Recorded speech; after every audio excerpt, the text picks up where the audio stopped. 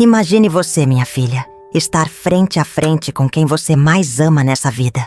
Tão perto que é capaz de sentir o cheiro dele, ouvir sua respiração e perceber o sorriso que você reconheceria até no escuro. Mas, por mais perto que ele esteja, você não pode sequer estender a mão e tocar-lhe o rosto. Não pode abraçar, não pode dizer uma única palavra, porque a distância mais dolorosa é aquela que o coração cria. A gente se acostuma com tanta coisa na vida, mas não existe nada que alivie uma dor dessas. Me chamo Maria das Dores Ferreira Lima, mas o povo todo aqui de Brejo Santo só me conhece por Das Dores.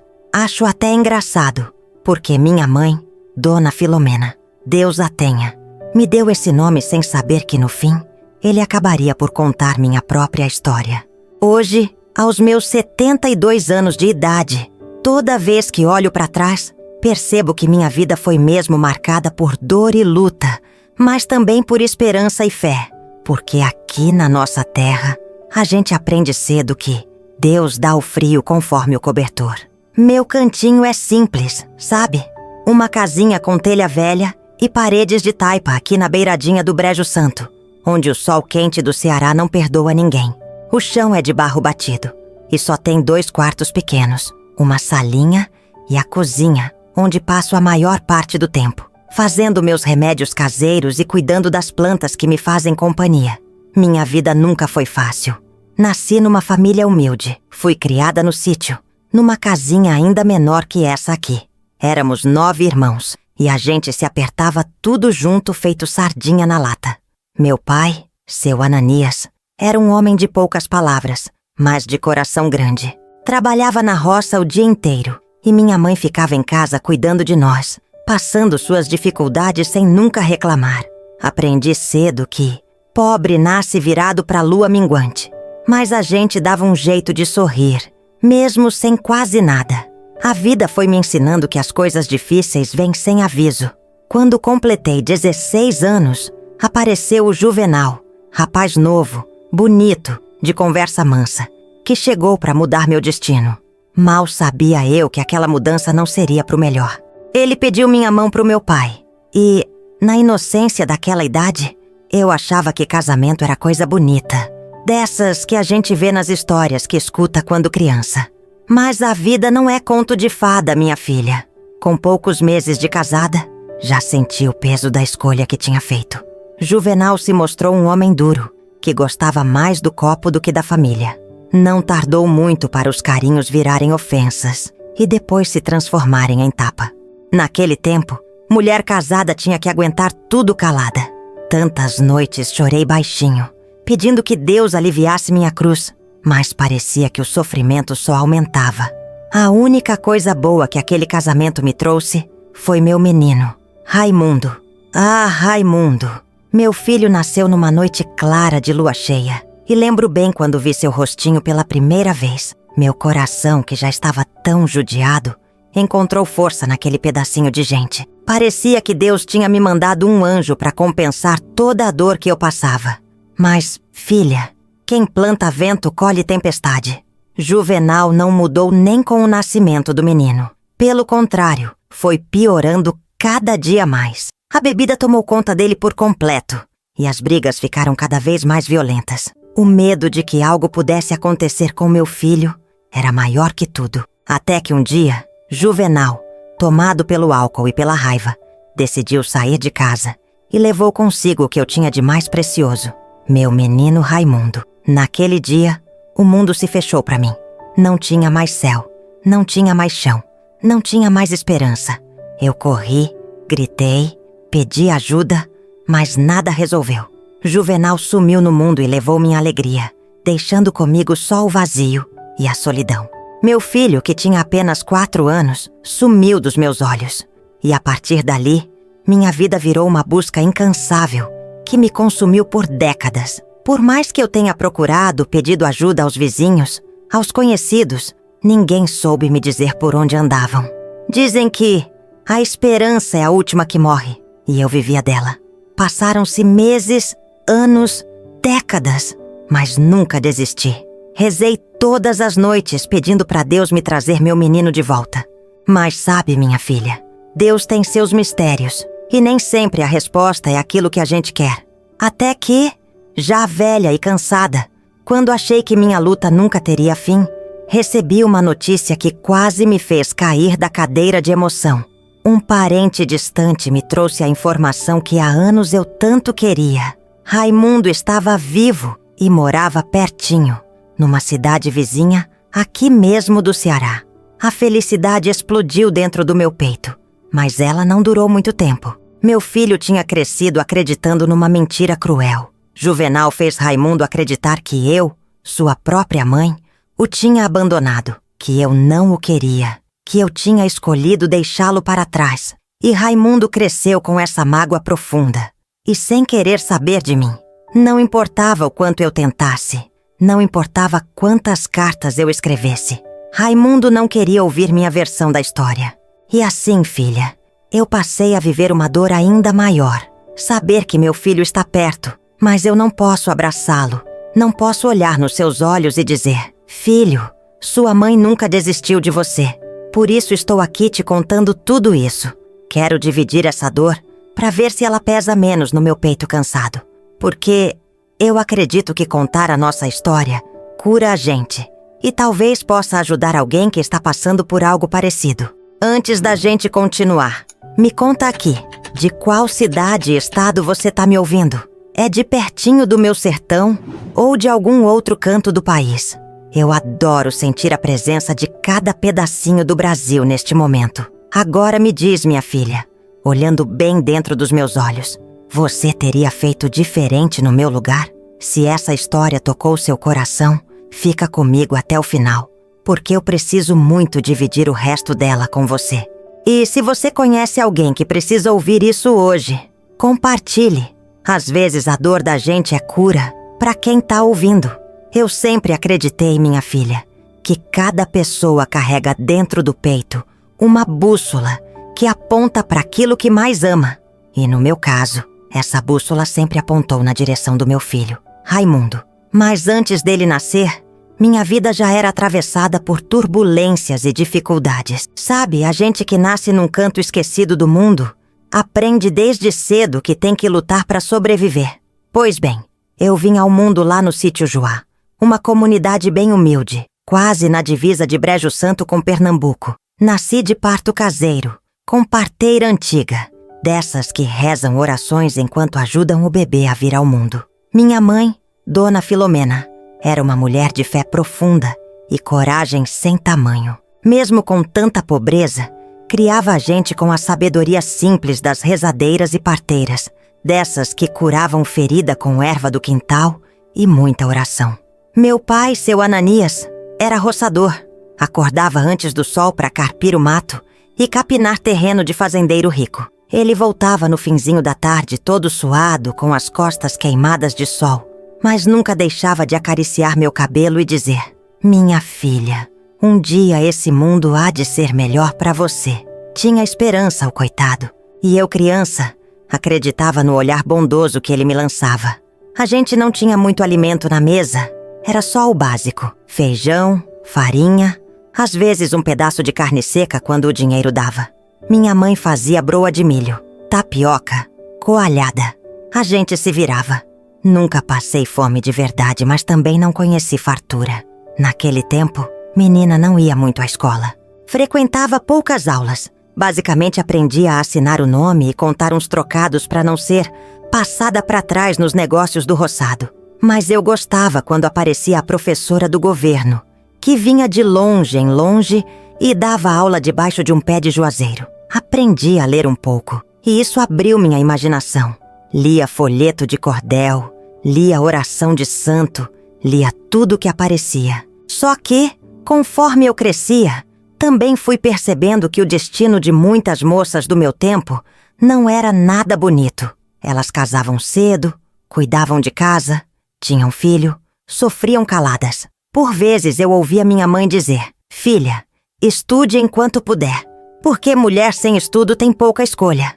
Mas, mesmo com essa recomendação, a vida veio e me botou no rumo do casamento antes de eu sequer entender direito o que era o amor. Meu primeiro contato com o Juvenal foi numa festa de padroeiro, aqui mesmo em Brejo Santo. Ele era um rapaz vistoso, parecia mais velho que eu, uns bons anos. Tinha uma fala mansa, um jeito de encostar a mão no meu braço que me deixava arrepiada da cabeça até os pés. Eu tinha só 16 anos e ele devia ter quase 22 ou 23. Naquele tempo não se tinha muita conversa. Se o rapaz gostava de você e a família abençoava, pronto, virava compromisso. Meu pai, com receio de perder a chance de me ver bem casada, incentivou. Juvenal, vindo de família que diziam ter algumas posses, parecia uma oportunidade boa. E eu, ingênua que era, confundi atração e curiosidade com amor. Casei na igrejinha matriz, toda vestida de branco, mas sem luxo. Usei um vestido emprestado de uma prima. O véu era de renda que minha mãe costurou.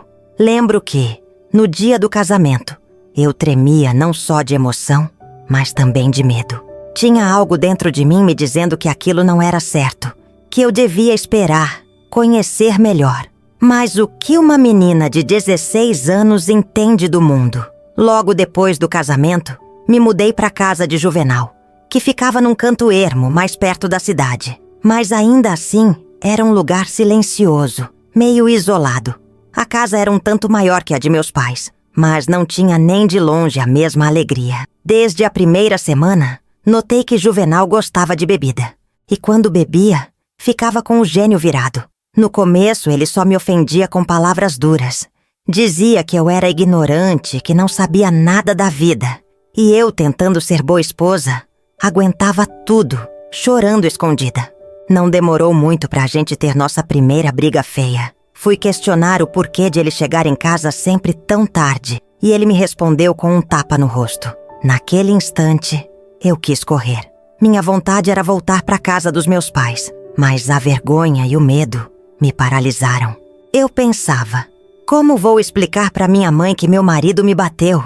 Que tipo de esposa eu sou que não consegue nem agradar o próprio marido? Nos tempos de hoje, a gente fala muito em denunciar, sair de casa, buscar ajuda. Mas naquele tempo, minha filha, a gente não tinha nem voz, nem amparo. Era cada um por si e Deus por todos. As coisas foram piorando. O Juvenal, quando não estava bêbado, fingia ser um homem comum, mas qualquer coisinha o irritava e eu pagava com hematomas pelo corpo. Uma vez, cheguei a desmaiar por conta de uma surra. Com o olho roxo, me olhava no espelho e pensava que esse era meu destino, que não tinha o que fazer. E o pior, ao redor tinha gente que até sabia o que acontecia, mas preferia se calar. Em briga de marido e mulher, ninguém mete a colher, diziam. Nesse turbilhão de dor, veio a notícia da gravidez. Fiquei tão confusa. Por um lado, o medo de criar um filho naquele ambiente infernal. Por outro, a esperança de que, com a chegada de um bebê, talvez Juvenal amolecesse o coração. Não posso negar que senti uma pontinha de felicidade quando soube que estava esperando um menino. Sempre quis ser mãe, ter alguém para dar o amor que eu mesma não recebia. E em parte, meus instintos me diziam que, se eu tivesse um filho, eu não estaria tão sozinha no mundo. Raimundo nasceu numa noite linda, de lua cheia, no mesmo quarto apertado onde eu vivia sendo machucada. A parteira que me atendeu era uma vizinha velha, Dona Crispina, que rezava e benzia enquanto me ajudava no trabalho de parto. O choro dele foi como música para os meus ouvidos. A primeira vez que coloquei aquele menino nos braços, jurei para mim mesma que eu ia protegê-lo de tudo e de todos, custasse o que custasse, porque ele era a minha vida. Os primeiros meses foram difíceis, já que eu não tinha muito apoio. Quem me ajudava era uma comadre, Dona Eudócia, que morava umas 2 casas para baixo. Ela via minha situação e tentava me dar alento. E eu, naquela época, me virava como podia. Lavava roupa para os outros, cuidava de galinha, fazia bico aqui e ali, só para conseguir algum dinheiro e comprar fralda, leite, remédios. Juvenal, quando não gastava tudo na cachaça, trazia um pouco de mantimento. Ele nunca me bateu na frente do menino, mas também não tinha respeito por nada. Conforme Raimundo foi crescendo, eu me apegava mais e mais a ele. Me doía ver a forma como o pai o tratava. Às vezes, ignorava o menino, ou então o repreendia por qualquer besteira. Mas, curiosamente, Raimundo não demorou para se tornar o queridinho dos arredores. Ele era um menino vivaz, esperto, adorava correr pelo terreiro e brincar de bola de gude com as crianças vizinhas. Sempre que eu estava prestes a desabar, bastava um sorriso dele para me reabastecer de força. Eu pensava, quem sabe com o tempo tudo melhora. Mas a vida não aliviou. Juvenal foi se embrutecendo cada vez mais. Para todo lado, tinha gente comentando que ele arrumava outras mulheres quando saía para beber nas bodegas da cidade. Ele desaparecia por noites inteiras e voltava fedendo a álcool, às vezes com marcas de batom na camisa. Cada vez que eu questionava, vinha insulto e porrada. E eu calada, porque dentro de mim, a única coisa que me importava era garantir que Raimundo ficasse bem. Foi assim que se passou quase 4 anos de casamento. 4 anos que pareceram 40 de sofrimento. Até que um dia, aquela tempestade que já se armava fez morada definitiva na minha vida. E esse dia, filha, eu não esqueço. Tava amanhecendo e eu tinha passado a noite em claro, esperando o Juvenal que tinha saído no dia anterior. Quando ele finalmente chegou, veio transtornado. Disse que ia embora, que não aguentava mais aquela vida de miséria, que a culpa era minha, que eu não sabia ser esposa. Eu achei que era mais uma briga, mais uma daquelas ameaças vazias. Só que dessa vez, ele estava decidido. Na mala rota que ele tinha, enfiou as poucas roupas que tinha e anunciou que ia embora de vez. Meu desespero cresceu quando, do meio da confusão, percebi que ele estava pegando as coisas do menino também. Entrei na frente, implorei, chorei, segurei meu filho no colo, dizendo, me mate, mas não tire meu filho de mim. Juvenal, com um ódio que eu não sabia que ele podia ter, me empurrou. Eu caí no chão batido, bati a cabeça, fiquei tonta. Nisso ele conseguiu tomar Raimundo dos meus braços. Lembro de ver meu filho chorando, chamando mamãe, mamãe, enquanto o pai o arrancava de mim. Foi como se arrancassem meu próprio coração. Naquele segundo, eu me senti morrer. Corri para fora, de pé descalço, desesperada. Tentei agarrar as costas de Juvenal, mas ele me empurrou novamente, desta vez com tanta força que minha visão escureceu. Quando recuperei a consciência, ele já tinha sumido no meio da estrada poeirenta. O choro do meu menino ainda ecoava na minha cabeça. Vizinhos me acudiram, mas não adiantava. Juvenal tinha ido embora levando meu tesouro. Tentei chamar a polícia, mas naquela época, em lugar pequeno, polícia não se metia em briga de família. Mande ele voltar com a criança. É mãe dele. Ele não pode fazer isso. Só que as autoridades pouco fizeram ou podiam fazer. Eu, sem dinheiro, sem conhecimento, fiquei de mãos atadas. A partir daquele dia, minha vida virou-se um deserto. Acordava, lembrava que não podia mais pegar meu filho no colo e a dor me esmagava. Passei semanas sem conseguir comer, chorando pelos cantos. Minha mãe e meu pai tentaram me consolar, levaram-me de volta para o sítio, mas nada preenchia o vazio que eu sentia. Eu me culpava. Achava que, de alguma forma, eu não tinha sido boa mãe, ou não tinha rezado o suficiente. Depois de um tempo, fui buscar ajuda no cartório. Pensei em entrar na justiça. Mas, sinceramente, o que eu podia fazer se nem dinheiro para pagar um advogado eu tinha? Sem contar que o Juvenal, que já vinha de família meio influente, desapareceu sem deixar rastro. Comecei então uma busca incansável. Perguntei para conhecidos, mandei recado com viajantes, bati de porta em porta pelas vilas próximas, implorando informações sobre um homem que viajava com um menino. As respostas eram sempre vagas. Alguns diziam tê-los visto passando para bandas do Pernambuco. Outros falavam que eles tinham ido rumo a Juazeiro do Norte. Com o tempo, as pistas se apagaram por completo. Cada vez que alguém me dizia que não sabia de nada, eu sentia uma pontada de desespero. À noite, me ajoelhava no chão de terra batida e pedia para Deus pelo menos me mostrar se Raimundo estava vivo e bem. Meu Deus, se não for para me deixar reencontrar ele, que pelo menos cuide do meu filho. Não deixe nada de ruim acontecer. Era minha prece de todos os dias. Nesse meio tempo, voltei a morar com meus pais. Meu irmão mais velho, Sebastião, quis ir atrás de Juvenal, mas a gente não tinha recursos. A vida no sítio tinha seus afazeres, e meu pai e minha mãe precisavam do pouco dinheiro que entrava para dar conta da casa. Eu procurava me ocupar lavando roupa, costurando para fora, fazendo curativos nas crianças do sítio, porque eu aprendera uns segredinhos de ervas com minha mãe. Assim, fui juntando moedinha por moedinha, para que um dia eu pudesse sair pelo mundo em busca do meu menino. E foi o que fiz. Quando completei 22 anos, quase 6 anos depois do sumiço de Juvenal e Raimundo, juntei coragem e o pouco dinheiro que tinha e me mandei sozinha para Juazeiro.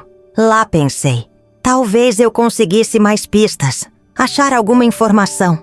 Fiquei hospedada na casa de conhecidos de minha mãe, que me deixaram ficar num quartinho no fundo do quintal, em troca de eu ajudar nos serviços domésticos. Passei um mês inteiro perguntando nas ruas, nas pensões, nas bodegas. Falava do nome de Juvenal, mostrava um retrato velho que eu tinha conseguido tirar no nosso casamento. O retrato estava amarelado, mas dava para ver o rosto dele. E nada, filha. Parecia que Juvenal tinha se evaporado feito fumaça. Cada porta que eu batia, recebia um "não, nunca vi". Voltei para casa arrasada, com a certeza de que teria que conviver para sempre com aquela ausência. O tempo passou e eu segui minha vida, sem casamento, sem novas tentativas de amor. Como poderia amar outro homem se meu coração estava pendurado na lembrança de um filho que eu nem sabia se estava vivo? Mas, por incrível que pareça, a vida da gente continua, quer a gente queira ou não. Tive que tocar meus dias, trabalhar, ajudar minha família. O sítio do meu pai acabou sendo vendido para pagar dívidas. E a gente se mudou para uma casinha de taipa mais perto de Brejo Santo. Foi quando comecei a fazer biscoitos e bolos para vender na feira. E isso me ajudou a ter alguma renda. Eu me agarrava nessa ocupação porque me deixava ocupar a cabeça. E de vez em quando até sonhava com a volta de Raimundo. Sempre que via um menino mais ou menos da idade que ele teria, meu coração dava um salto. Eu pensava, será que é ele? E a cada vez que percebia que não era, vinha um desânimo amargo. A dor da perda não tinha trégua. Mas eu vivia, filha, porque a vida cobra que a gente continue respirando, mesmo com o peito apertado. Foi assim que cheguei aos meus 40, depois 50 anos, sem nunca ter recebido uma carta, sem nunca ter tido notícia firme do paradeiro do meu menino. Já mais velha, fui lidando com a saúde frágil dos meus pais. Primeiro perdi minha mãe, que partiu num final de tarde tranquila, segurando minha mão. Ela me disse, antes de fechar os olhos, filha, confia em Nossa Senhora, que nada nessa vida é por acaso. Seu menino há de aparecer um dia. Guardo essa frase como um tesouro. Depois foi a vez do meu pai, uns 2 anos mais tarde. Ele me pedia perdão todos os dias pelo erro de ter me deixado casar tão nova. Eu dizia que não era culpa dele, que a gente faz o melhor que pode com o que sabe. Não guardo rancor, mas a dor de ter perdido a oportunidade de ter um destino diferente fica latejando, né? Sem família ao meu redor, fui encontrando apoio nos vizinhos, nas amigas da igreja. Cada um me ajudava como podia. Quando completei 60 anos, a saúde começou a me pregar peças e eu me vi mais frágil que nunca, mas, ao mesmo tempo, um pouco mais conformada. Eu rezava e pedia, Senhor, me deixa ir em paz, mas me dá algum sinal de que meu filho tá bem. Só que, por ironia ou por milagre, um dia essa súplica foi ouvida. E não foi do jeito que eu esperava. Uma parenta distante, a Zefinha, que era casada com um primo do cunhado do tio da minha mãe, essas parentelas confusas de interior, sabe? Veio me visitar.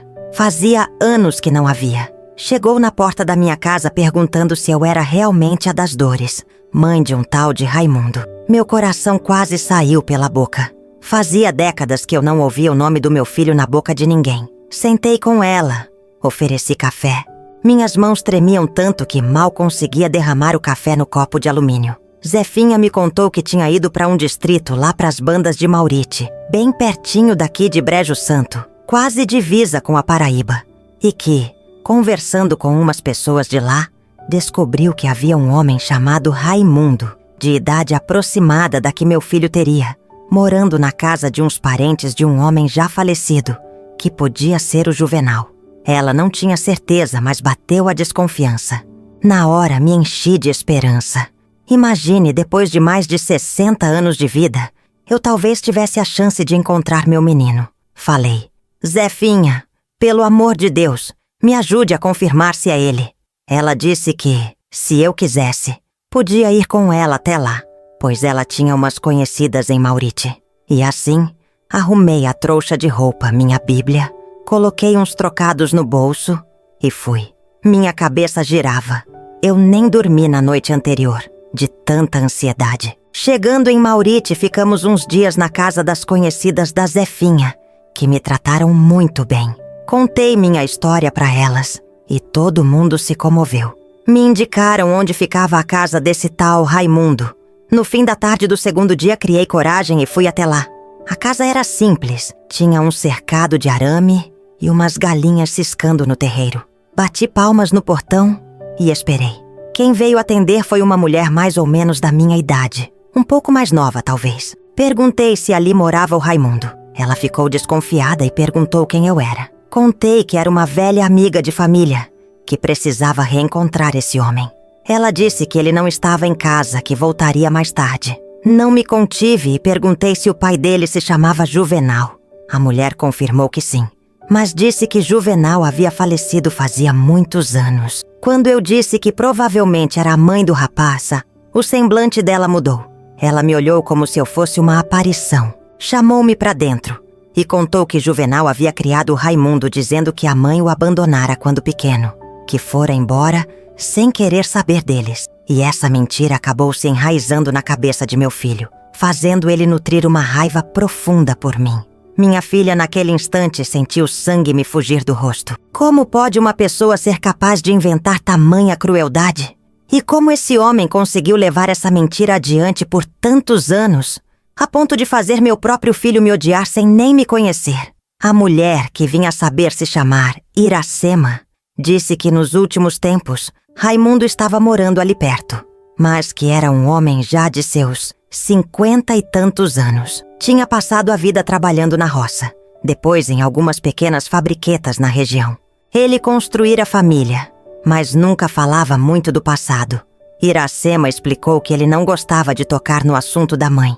Dizia que, para ele, não existia mãe, porque a mãe o tinha largado. Fiquei sabendo que o Juvenal morreu num acidente de carro, décadas atrás, quando meu filho era ainda rapaz. Mas antes de morrer, Juvenal não revelou a verdade. Preferiu levar pro túmulo a mentira que me separou do meu menino. E Raimundo, coitado, seguiu a vida com aquele vazio, aquela mágoa. Por isso estava tão perto e ao mesmo tempo tão inacessível. Iracema foi gentil, me ofereceu água e um lugar para descansar.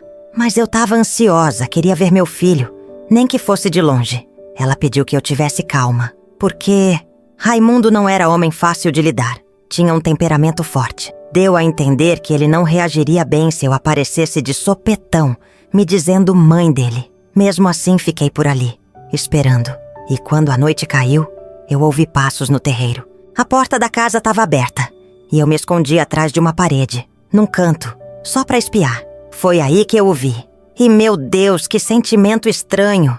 Parecia que eu estava me vendo no passado, mas num espelho torto, sabe? Ele tinha o rosto do pai, aquele semblante fechado, o cabelo grisalho e ralo. Mesmo assim, eu enxergava nele alguma coisa da minha família, do meu pai. Aqueles olhos castanhos que mais pareciam duas jabuticabas, brilhando num fim de tarde, eram os mesmos que eu lembrava de quando ele era menino. Meu coração quase saltou pela boca. Tive vontade de correr até ele, me jogar nos seus braços e dizer: meu filho, sou eu, sua mãe. Eu nunca te esqueci. Mas o medo e a recomendação da Iracema me seguraram. Eu não tinha coragem de enfrentar aquele homem que nutria ódio de mim por uma mentira que contaram a vida inteira. Fiquei naquele canto, tremendo, tentando controlar o choro. Eu ouvi a conversa entre Raimundo e Iracema. Ele perguntava quem era aquela senhora estranha que tinha aparecido. Ela, meio sem jeito, disse que era uma conhecida de longe e que eu tinha voltado para o meu lugar. Sei que ele ficou desconfiado, pois comentou algo como: "Não quero gente estranha metendo o nariz na minha vida." Meu Deus, como doía ouvir aquilo do meu próprio filho. Mas eu engoli o choro, agradeci a Iracema pela hospitalidade e fui dormir na casa das conhecidas da Zefinha.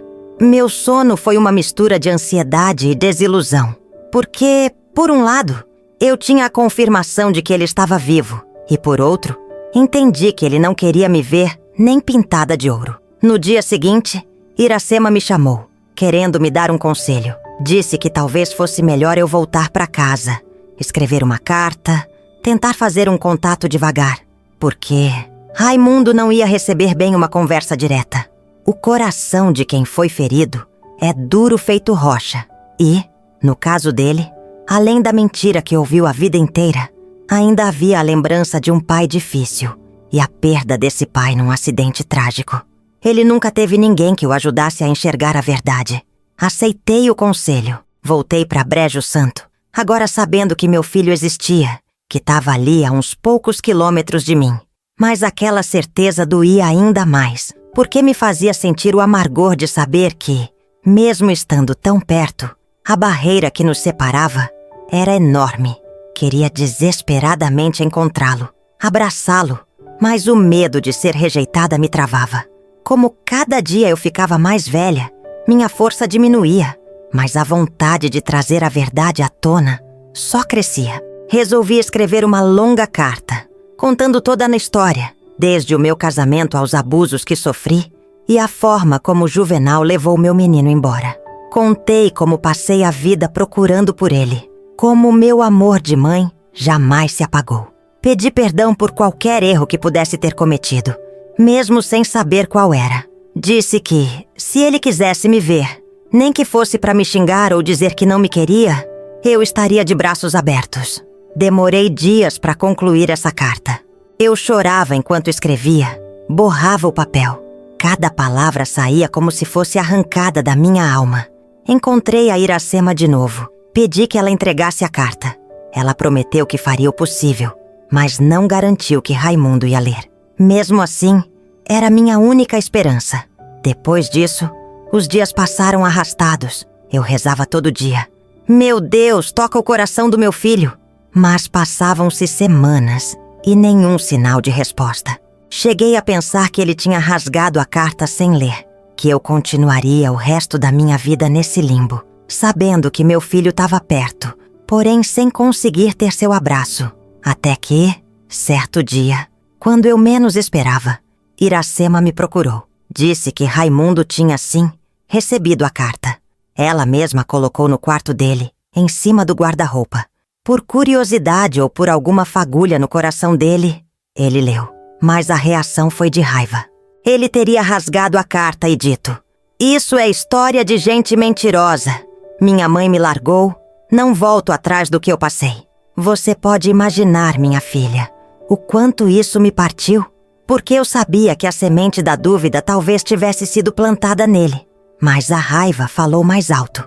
Raimundo não estava pronto para me ouvir. Então, eu entendi que a minha dor maior não era não saber onde ele estava, mas sim estar perto dele e não poder abraçá-lo, não poder trocar uma palavra.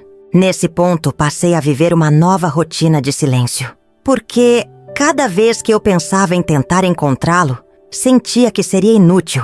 Eu já estava com 72 anos. Minha saúde não era grande coisa.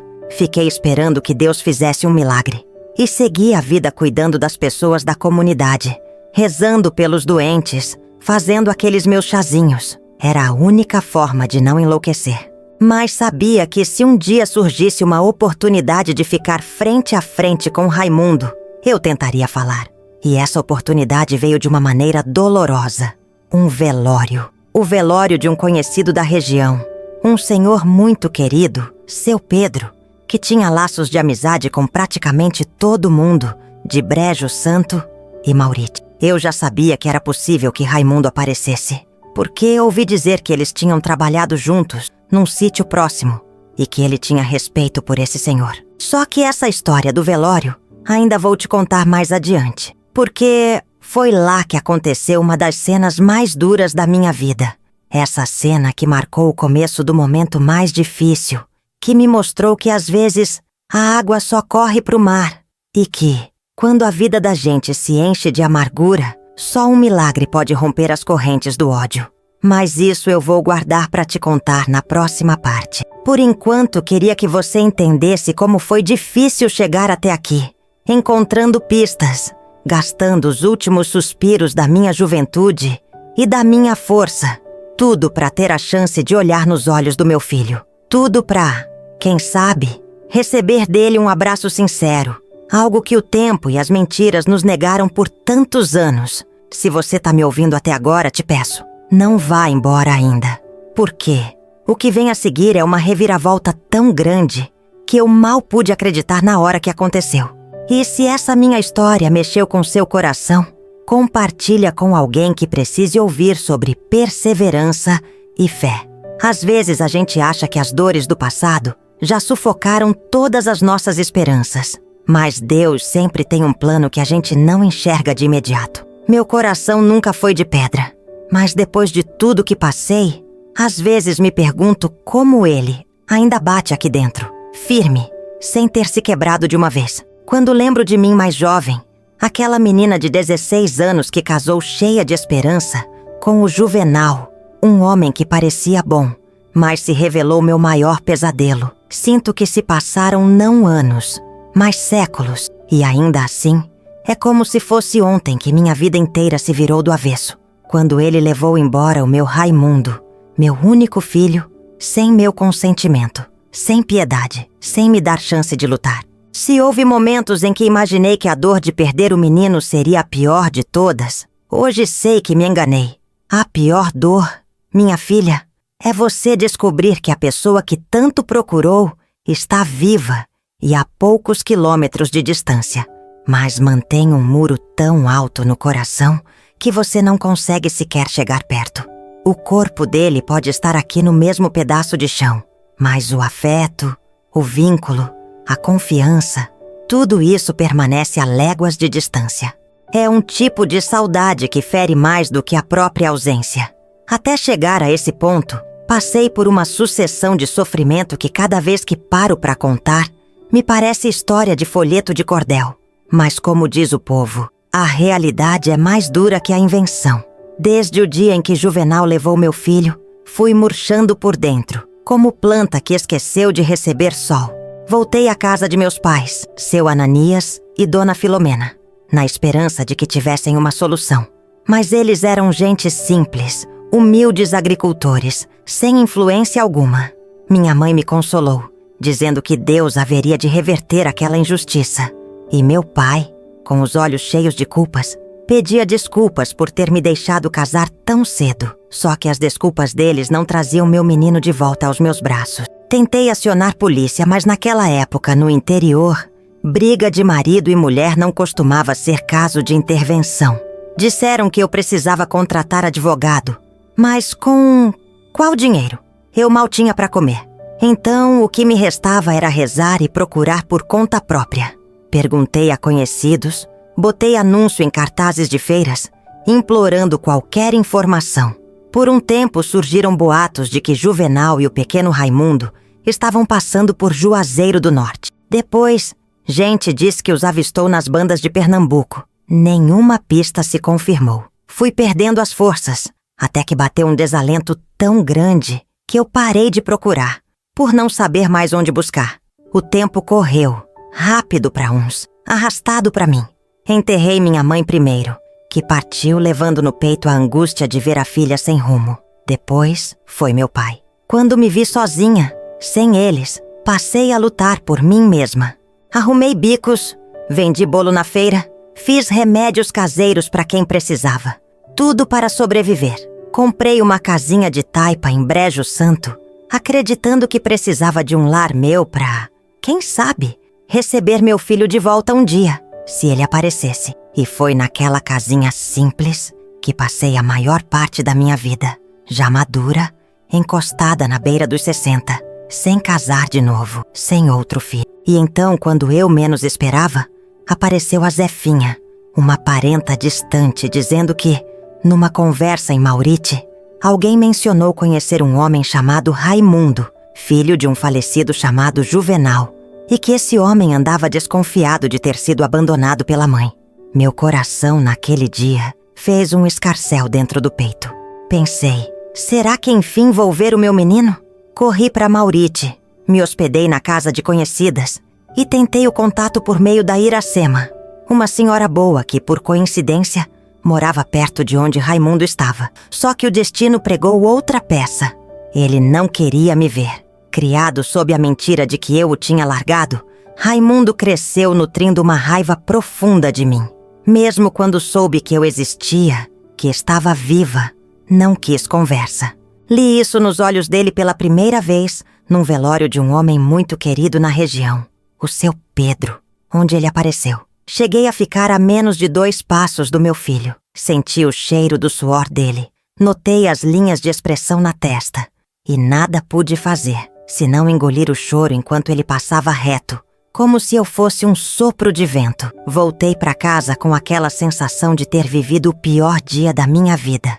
Mal sabia eu que a vida ainda me reservaria mais provas. O tempo passou e eu me fechei. Não queria ver ninguém. Ficava remoendo as lembranças. Sonhava acordada com o dia em que Raimundo corria no terreiro, com 4 aninhos, quando ainda estava sob meu cuidado. E eu sentia seu cheirinho de criança ao me abraçar. Chorava ao lembrar como ele ficava grudado em mim se ouvisse um trovão. E agora estava ali, homem feito, com 50 e tantos anos, sem me chamar de mãe. A Zefinha insistia para eu me animar. Dizia que eu devia escrever outra carta, tentar outra aproximação. Eu tentei. Escrevi uma longa carta contando cada detalhe da nossa história, do meu casamento infeliz, das agressões de Juvenal, de como ele me tirou o filho sem piedade. Pedi perdão por algo que eu nem tinha culpa, mas me ajoelhei no papel, implorando uma chance de me explicar. Infelizmente, a Iracema achou melhor não entregar, com medo da reação dele. E eu fiquei ali com a carta nas mãos, sem saber se rasgava ou guardava. Foi então que a vida misteriosamente me deu um sinal. Numa tarde quente de verão, eu ouço um jipe parar na frente da minha casa. Veio o motorista me chamar pelo nome. Dona das Dores! Trouxe isso para a senhora. Disseram que a senhora ia entender. Ele carregava um embrulho simples, umas frutas, umas raízes, uma cartinha curta. A letra era feia, quase difícil de ler, mas dizia algo mais ou menos assim. Não sei se acredito, mas sei que ouvi. E se tudo for verdade, talvez algum dia eu consiga entender. Por enquanto, só quis mandar isso para agradecer a quem cuidou de mim quando eu nem sabia que existia. Raimundo. Aquilo bastou para acender uma pequenina chama de esperança na minha alma. Ele não dizia que me amava, não confessava saudade, mas me chamava de alguém que cuidou dele. E era verdade. Eu cuidei sim, enquanto pude. E continuei cuidando, em silêncio, mesmo longe. Chorei tanto ao ler aquilo que tive até medo de borregar a tinta do papel. Agradecer? Foi a primeira vez que meu filho reconheceu que existia algo de mim nele. Uma história, um vínculo. Era pouco, mas era um recomeço. Nos dias que seguiram, fiquei atenta, esperando algum sinal a mais, mas não vinha nada. Zefinha comentou que Raimundo voltara a trabalhar no roçado, que andava com uns problemas de saúde na perna por causa de um tombo, mas não dava abertura para ninguém falar de mim. Parecia que ao mesmo tempo que ele me reconhecia, ele travava uma luta interna com as mágoas plantadas pelo pai. E eu entendia, filha, entendia que a dor e a raiva têm raízes profundas, como aquelas plantas daninhas que a gente puxa e volta a nascer. Anos e anos de mentira não se desfazem numa cartinha só.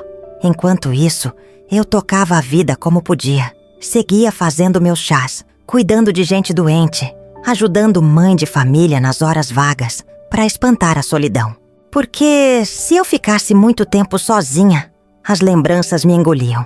Descobri que ocupar a mente e as mãos era a minha forma de sobreviver. Então, de dia, eu me ocupava limpando o quintal, costurando, cozinhando para vender bolos na feira. De noite, rezava. Rezava como nunca. Rezava um rosário inteirinho, oferecido à cura do coração do meu filho. Deixei de suplicar para vê-lo, para abraçá-lo. Só pedi que Deus o aliviasse do ódio, que o ajudasse a encontrar paz. Se eu merecesse, Ele me concederia esse encontro, se não que fosse feita a vontade divina. Certa vez, quase uns 3 meses depois do velório do seu Pedro, o mesmo jipe apareceu. Mas dessa vez não trouxe frutas, nem bilhete, nem nada. Era o motorista dizendo que tinha passado ali só para saber se eu estava bem. Porque Raimundo comentara algo do tipo: ela mora ali sozinha, né? Diz que se chama Das Dores. Parece que ele teve a preocupação de perguntar ao rapaz se eu precisava de alguma coisa. Minha filha, isso tocou minha alma. Ele não veio pessoalmente, mas aquele gesto indicava que meu filho andava me espiando de longe. Queria saber se eu estava viva, se eu passava necessidade. Eu me agarrei nessa fagulha feito formiguinha que se apega a um grão de açúcar. A partir de então, voltei a escrever cartas, mas não mandava para ele. Escrevia e guardava. Era minha forma de pôr a dor para fora. A primeira carta falava das noites de insônia, em que eu dava voltas na rede lembrando dele criança. A segunda era sobre as lembranças boas, do tempo que a gente corria pelo terreiro, brincava de roda e eu cantava cantiga de ninar. A terceira, confesso, era quase um pedido desesperado, que ele me desse uma chance de conversar, de contar minha verdade. E assim fui acumulando folhas e mais folhas, todas dobradas dentro de uma caixinha de sapato. De vez em quando eu lia, relia, chorava, mas me sentia aliviada. Nessas idas e vindas de emoções, chegou uma notícia que me pegou de surpresa. Um amigo de Raimundo, rapaz chamado Dídico, apareceu na minha casa, dizendo que Raimundo estava acamado, com febre alta, alguma infecção na perna machucada, e que, na dor, ele estava chamando pela mãe. Veja só, minha filha, a vida testando meus limites outra vez.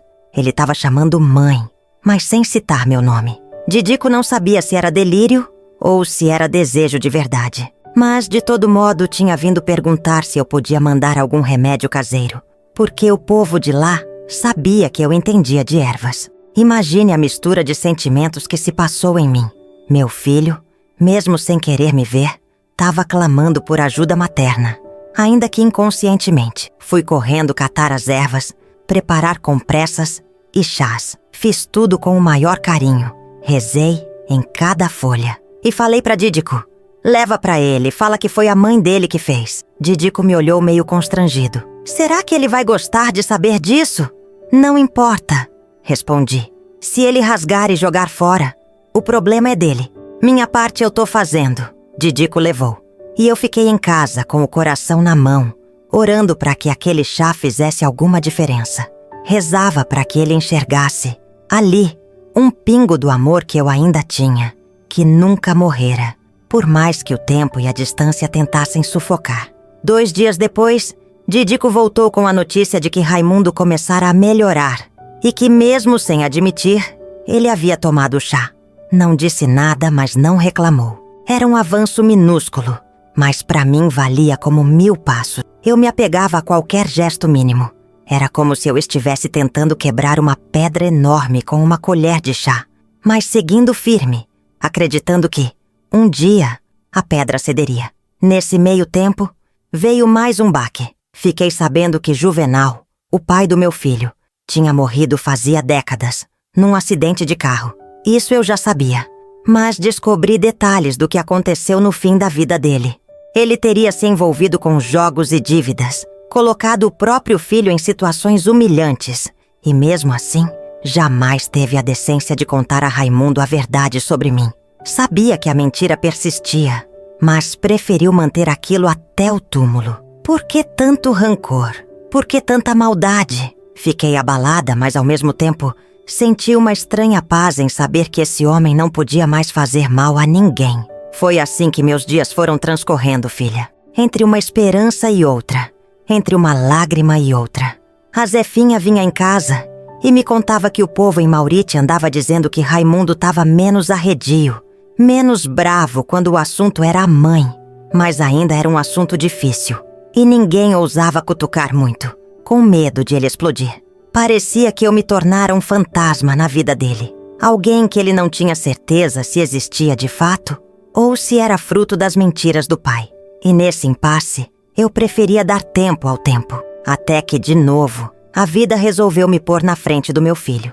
E de um jeito mais inesperado ainda. Foi num final de tarde quando eu, sentada no meu alpendre, olhava o pôr do sol e bebia um cafezinho quente.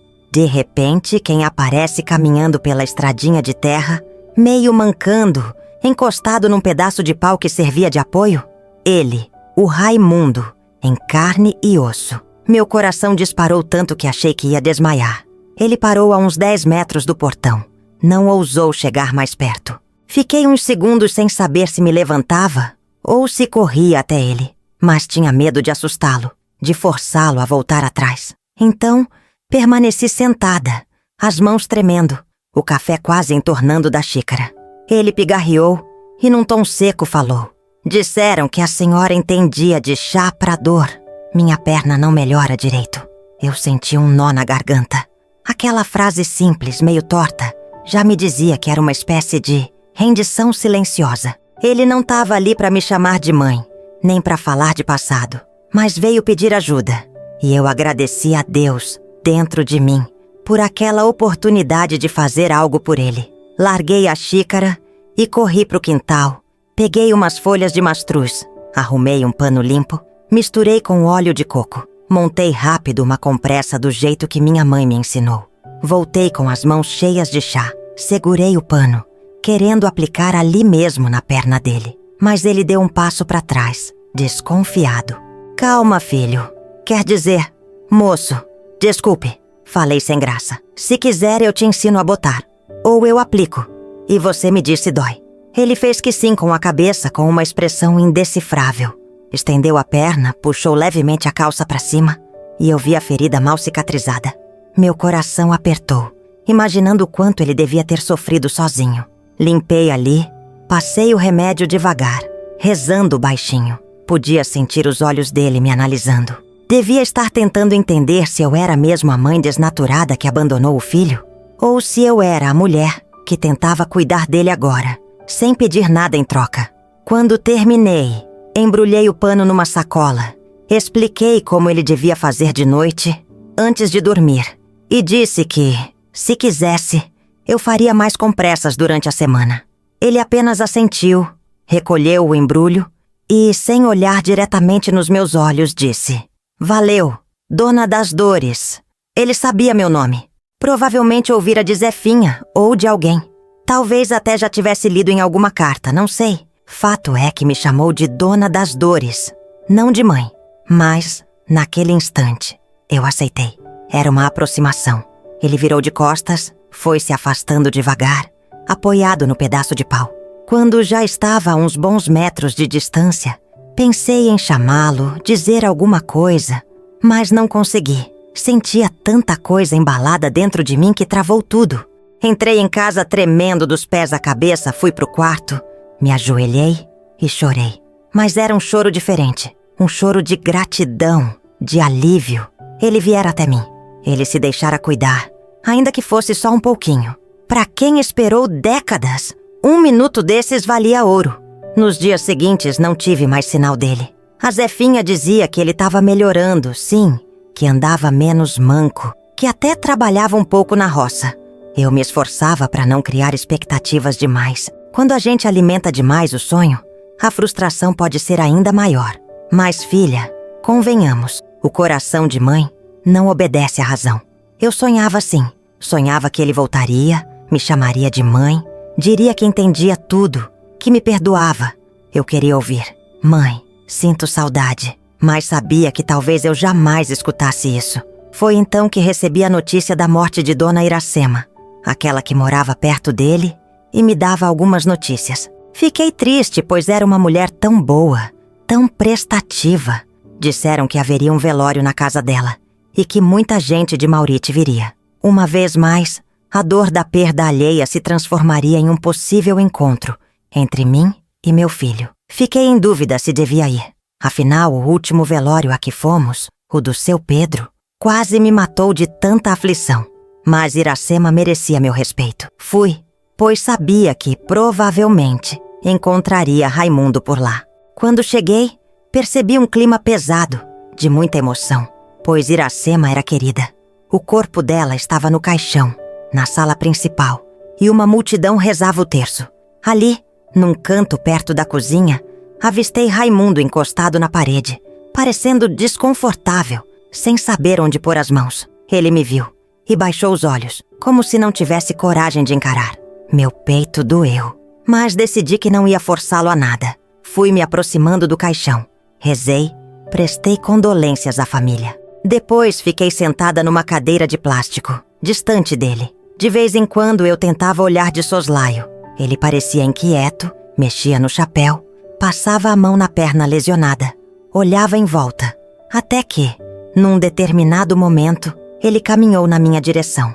O povo estava rezando, então não queria fazer barulho. Ele se aproximou devagar, puxou uma cadeira e sentou do meu lado. Meu coração disparou como nunca. Fiquei esperando ele falar algo, mas ele não disse nada por uns bons minutos. Eu também não consegui abrir a boca. A voz sumiu, tamanha a emoção. A reza terminou e o pessoal começou a conversar mais alto, se movimentar pela casa. Nesse instante, Raimundo se virou para mim e murmurou: "Obrigado. O remédio funcionou. Tô conseguindo trabalhar de novo." Eu assenti, sorrindo com cuidado, sem exagerar. Tinha medo de assustar. Respondi baixinho: "Fico feliz, meu filho." "Quer dizer, moço, fico muito feliz." Ele não me corrigiu quando eu soltei: "Meu filho." Só ficou calado. Sentia o calor dele ao meu lado. Foi uma sensação tão estranha e tão boa estar assim, juntos, sem briga, sem fuga. Lembrei dos tempos em que ele era um menininho sentado no meu colo. Ele suspirou, passou a mão no rosto, como se quisesse afastar um pensamento ruim, e disse: "Ouvi falar que a senhora escreveu umas cartas. Disseram que o pai era agressivo. É verdade tudo aquilo?" Com a menção ao Juvenal, senti o estômago revirar, mas respirei fundo. Talvez fosse a primeira vez que ele me pedia para falar sobre o assunto. Era a brecha que eu tanto queria. Então, escolhi as palavras com todo o cuidado do mundo. "É verdade, sim, Raimundo.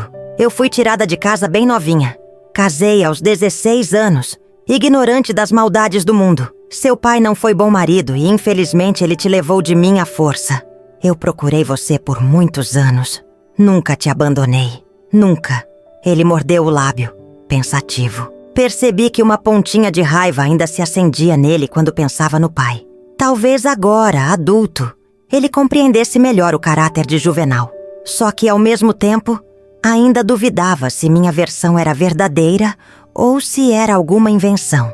O silêncio dele durou alguns instantes, que me pareceram eternos. Então, ele murmurou: "Não sei o que pensar. Eu cresci ouvindo que você tinha me largado e que ele fez o que pôde para me criar, mas era do jeito torto dele. Senti meus olhos marejarem. Quis segurar a mão dele, mas não tive coragem. Tinha medo de que ele se levantasse e fosse embora. Então, apenas olhei dentro daqueles olhos que tanto amei e disse: Raimundo, eu tô aqui, viva na sua frente. Não tenho mais nada a esconder. Se você quiser saber de cada detalhe, tô disposta a contar. Se você quiser me odiar, também vou aceitar. Mas a verdade é que o amor que sinto por você continuou vivo. E eu rezo todo dia para que, um dia, você me perdoe. Mesmo que eu não tenha culpa, eu peço seu perdão pela dor que você sentiu. Porque mãe que é mãe, sente a dor do filho como se fosse dela também. Nesse momento ele fechou o punho, respirou fundo. Parecia travar uma luta interna, tentando conter lágrimas ou palavrões. Ficou uns segundos em silêncio, até que as pessoas em volta se mexeram, indo cumprimentar a família de Iracema. Ele aproveitou o fluxo de gente para se levantar. Antes de se afastar, contudo, lançou um olhar para mim e falou com a voz falha. Eu não sei se acredito, mas obrigado por ter tentado. Vou pensar. E saiu, sumindo pela sala. Meu corpo inteiro desabou de alívio e de tristeza ao mesmo tempo. Eu vi que ele estava confuso, mas pelo menos abriu uma fresta do coração para minha verdade. Era melhor do que nada. Poderia ser o começo de uma caminhada até a reconciliação. Ainda permaneci um tempo no velório, conversando com o pessoal, prestando minhas últimas homenagens à dona Iracema. Depois fui embora com o coração em chamas, sentindo que algo tinha mudado. Não era a cura total, não era o abraço que eu tanto queria, mas era uma esperança tangível. Ele ouvira da minha boca a verdade, ainda que resumida, e não fugira, nem me xingara, nem reagira com ódio. Aquilo, para mim, já era um milagre. Os dias seguintes foram uma mistura de ansiedade e medo. Eu não sabia se Raimundo iria me procurar, se mandaria recado, ou se simplesmente continuaria distante, remoendo as próprias dúvidas. Mas algo em mim dizia que uma porta se abrira, e o amor de mãe que morava em mim se agarrou a isso com todas as forças. Passei a caprichar mais ainda nos chás, na limpeza da casa, como se quisesse deixar tudo pronto para receber um convidado importante a qualquer momento. Foi numa tarde qualquer que o mundo me deu mais um sinal. Eu estava regando as plantas do quintal quando, pela estrada empoeirada, avistei ao longe um homem caminhando devagar. Reconheci a silhueta. Era ele. Vinha com um semblante sério, mas pelo menos vinha. Minha vontade foi largar o regador e correr, mas me contive, fingindo naturalidade. Quando ele se aproximou, me cumprimentou de leve e disse: "Posso sentar ali fora na sombra e conversar um pouco?" Mal pude responder. Fiz que sim com a cabeça, tentando segurar o sorriso que teimava em surgir. Ele se sentou num banco rústico que tenho no alpendre, apoiou a bengala improvisada na parede e começou a me fazer perguntas. Como foi meu casamento? Se tentei mesmo procurá-lo? Por que eu não apareci antes? Se eu tinha certeza de que ele não havia sido abandonado? Perguntou tudo de uma vez, uma enxurrada de questionamentos. E eu, com paciência, respondi a cada ponto. Contei a verdade crua sobre as agressões que sofri, sobre o dia em que Juvenal o arrancou dos meus braços, sobre minha busca desesperada e as tantas vezes em que ouvi boatos falsos. Em muitos momentos ele fechava os olhos como se doesse ouvir aquilo. Por fim, escorreu uma lágrima dos olhos dele. E isso, para mim, já era a maior prova de que uma barreira gigantesca estava caindo. Ele não me abraçou, não me chamou de mãe, mas me olhou com o olhar de um filho ferido que descobriu que talvez não tenha sido rejeitado, e sim, enganado. E eu senti que naquele momento, o maior sofrimento não era só meu, mas também dele, pois ele passou a vida toda se sentindo abandonado, sem nunca ter experimentado o amor materno, que na verdade estava ali o tempo todo, preso pelas mentiras de um homem cruel.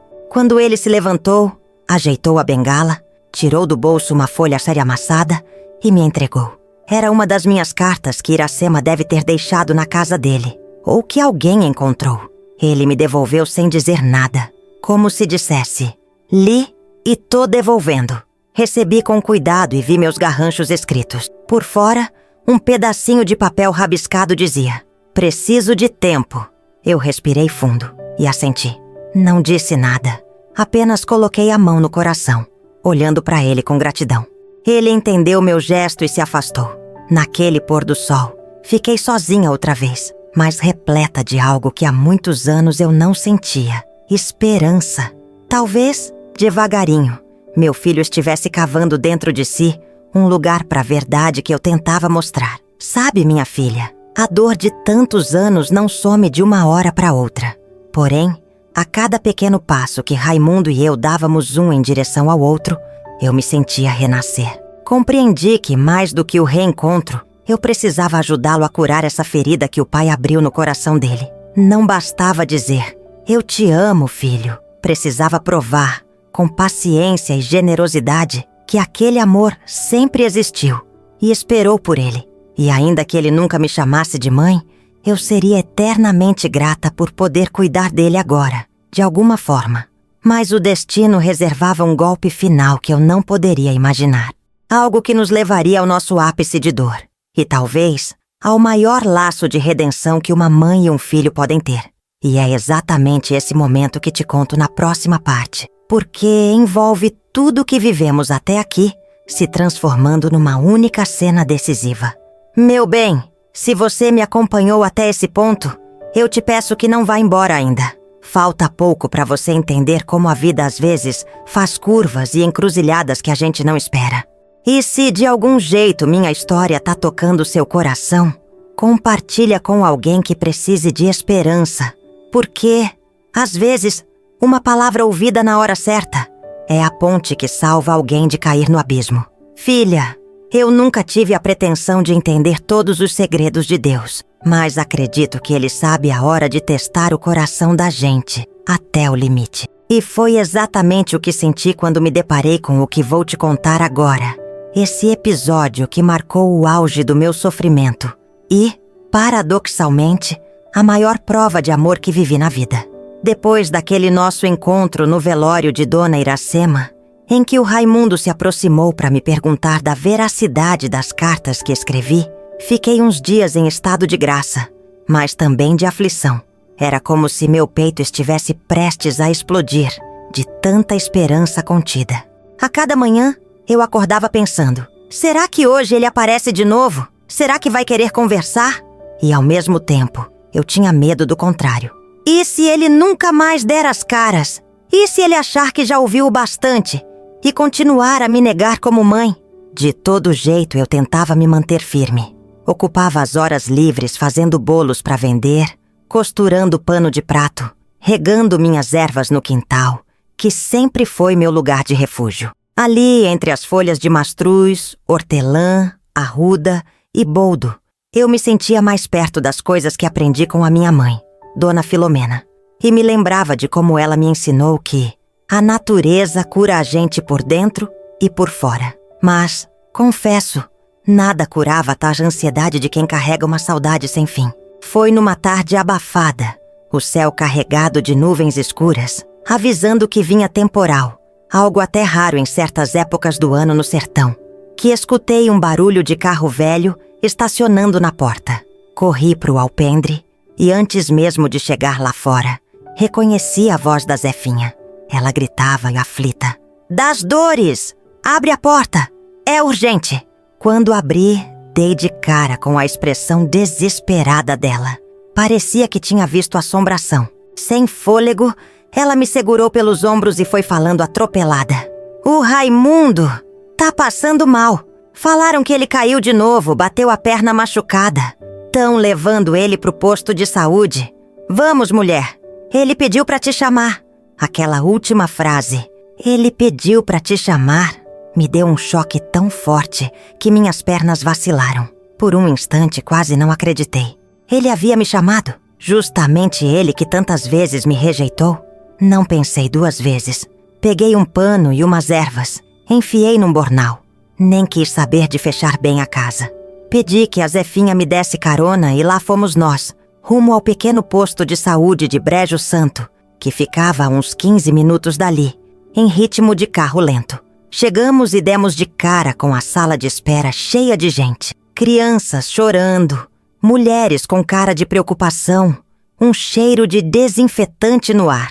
Olhei ao redor, procurando meu filho. Não o vi. Fui perguntar para a enfermeira. Minha filha, tão dizendo que trouxeram um homem machucado na perna. O nome é Raimundo. Raimundo Ferreira, acho. Por favor, me diz onde tá. Ela olhou uma prancheta, fez um sinal com a cabeça e disse: tá lá dentro. A doutora tá examinando. Te acalma, senhora. O estado dele requer sutura, porque a ferida abriu e pode ter infecção. Mas vai dar tudo certo.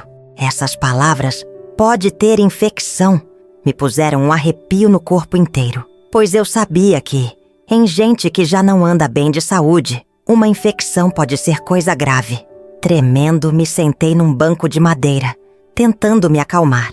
Zefinha ficou ao meu lado, passando a mão no meu braço. O tempo parecia não andar. Cada minuto ali era uma eternidade. E eu me lembrava do rostinho dele de menino, quando ele cortava o dedinho e vinha para mim pedindo um curativo, no tempo em que ainda era pequeno, e me via como um porto seguro. Agora era um homem feito, e eu não sabia se teria lugar na vida dele. Depois de uns bons 20 minutos, a enfermeira saiu de dentro e me chamou. Dona das Dores, pode entrar. Ele disse que quer falar com a senhora.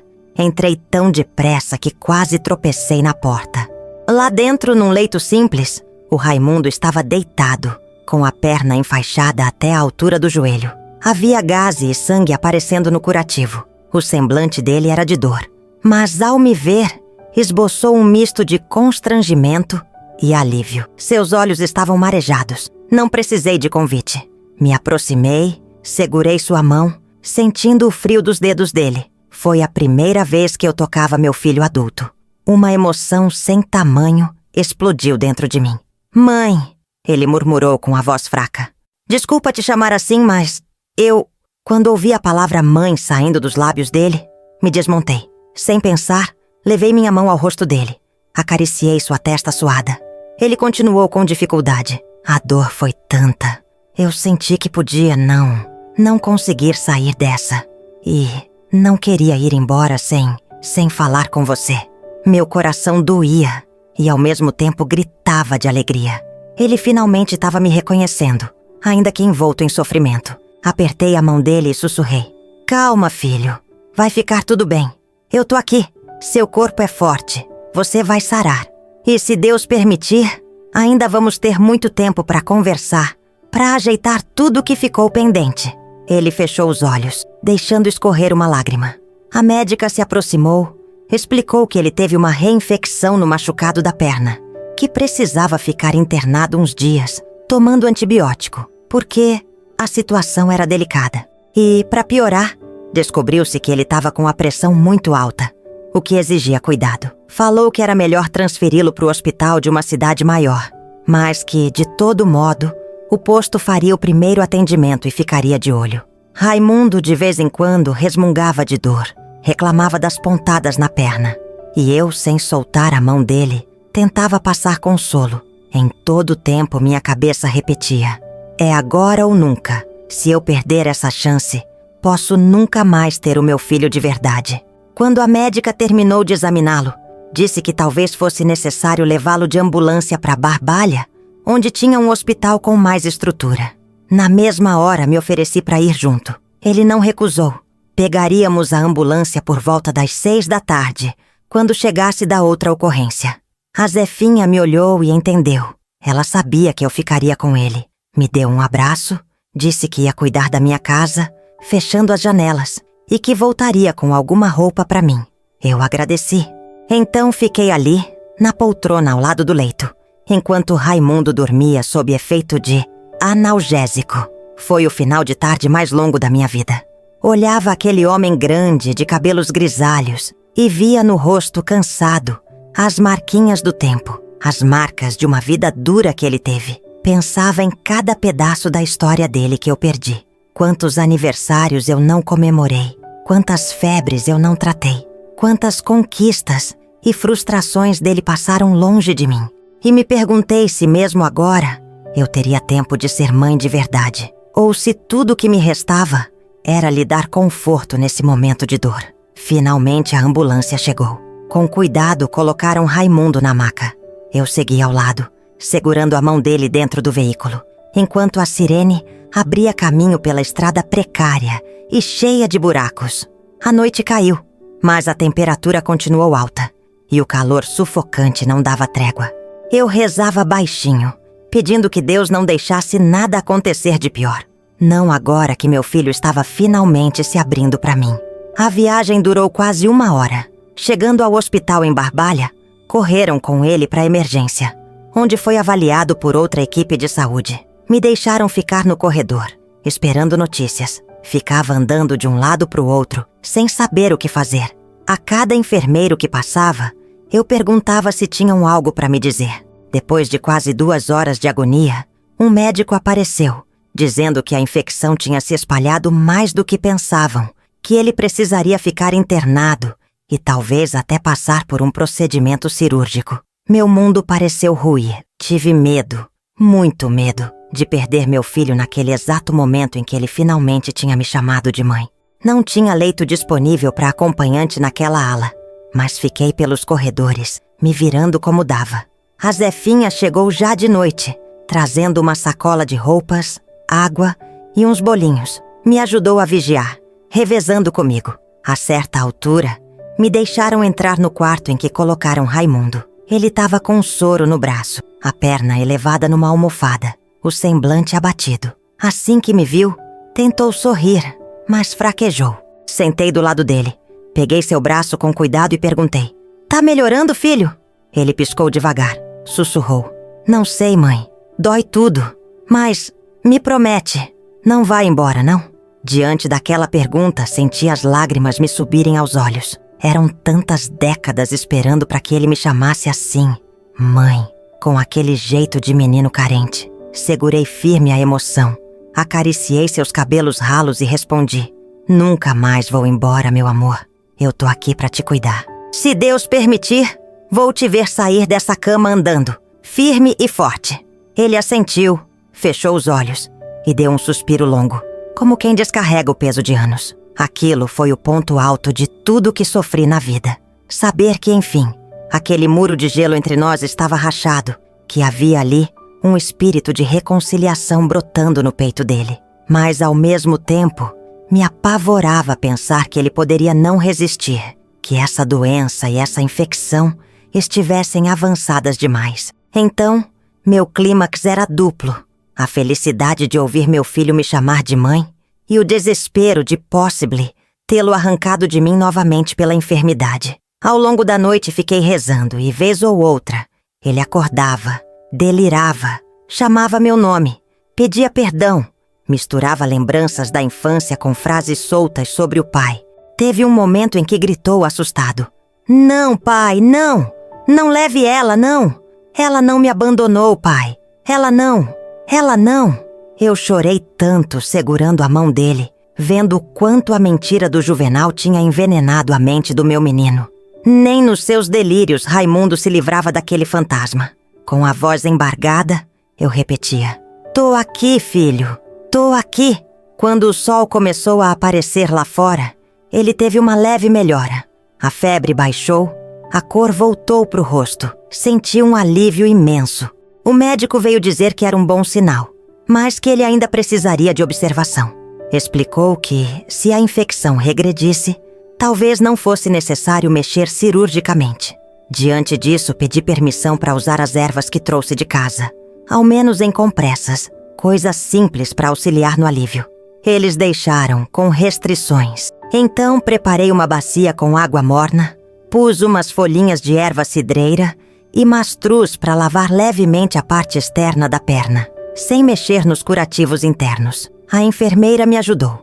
Isso me fez sentir útil, como se eu trouxesse um pedacinho do meu amor de mãe que ele nunca teve. Nos dias seguintes, fomos vivendo nesse hospital como se fosse nosso lar provisório. Eu dormia em cadeira dura, virada, ou encostava a cabeça na beira do leito dele. Mesmo assim, o cansaço físico não me vencia, porque a força vinha da esperança. Raimundo, aos poucos, foi recobrando os sentidos, falando mais coerentemente, e pedia que eu contasse histórias de quando ele era bebê.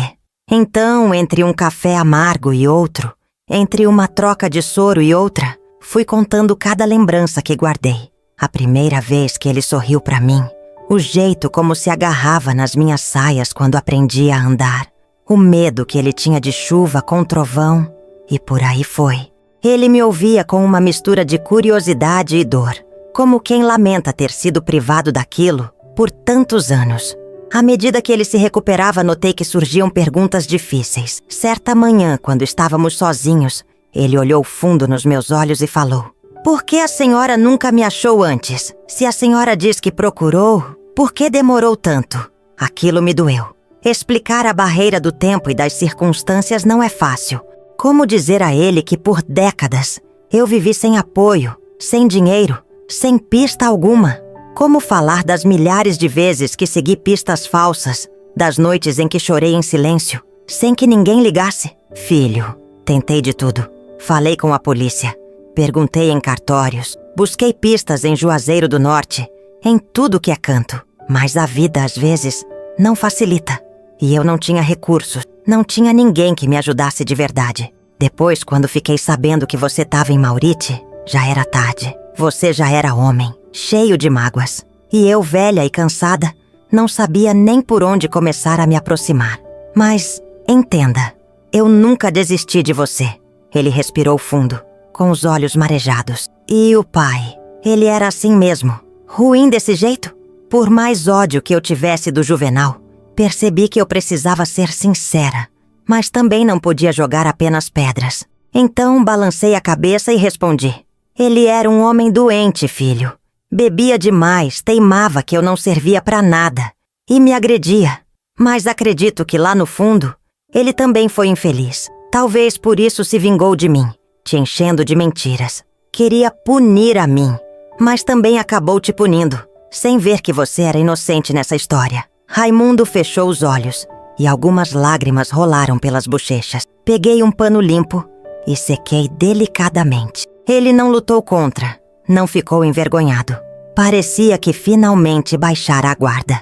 E naqueles dias de hospital, a gente teve conversas que, se Deus permitir, vão ficar gravadas no meu coração até meu último suspiro.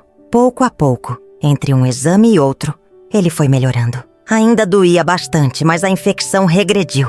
E o médico disse que não seria mais preciso cirurgia. É a reza da senhora, ele brincava comigo. Isso e os antibióticos, completava rindo. Eu só sorria, me sentindo cheia de gratidão.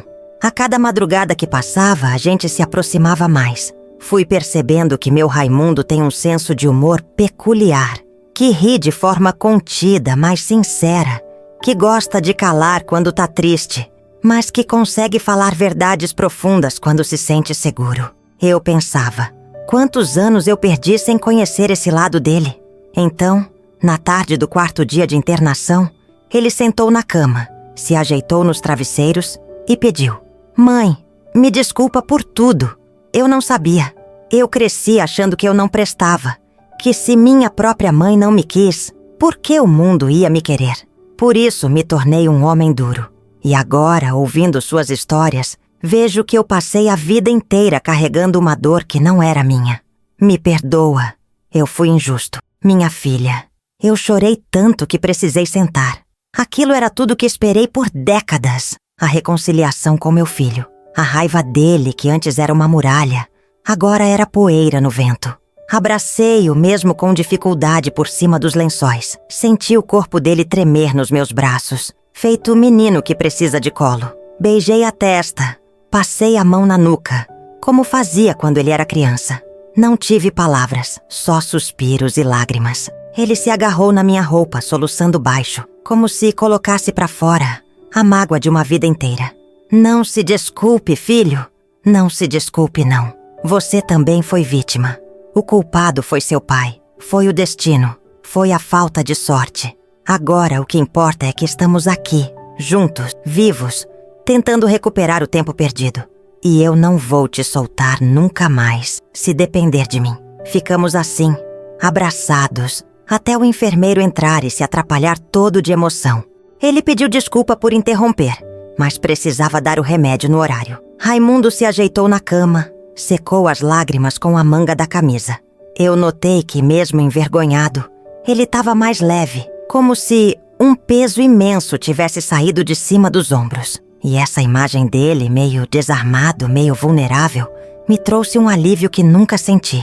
Aquilo sim, era o clímax da minha história. Poder segurar a mão do meu filho, chamá-lo de filho sem medo, ouvi-lo me chamar de mãe e saber que a ferida começava a cicatrizar. Durante a semana que ele ficou ali internado, passamos por cada situação que, olhando hoje, eu vejo até como cômica. Eu me preocupava se ele tinha comido o mingau, se gostava das frutas que a Zefinha trazia, se precisava de ajuda para ir ao banheiro. E ele, meio constrangido, dizia: "Mãe, vai com calma. Sou homem feito já, né?" Eu ria.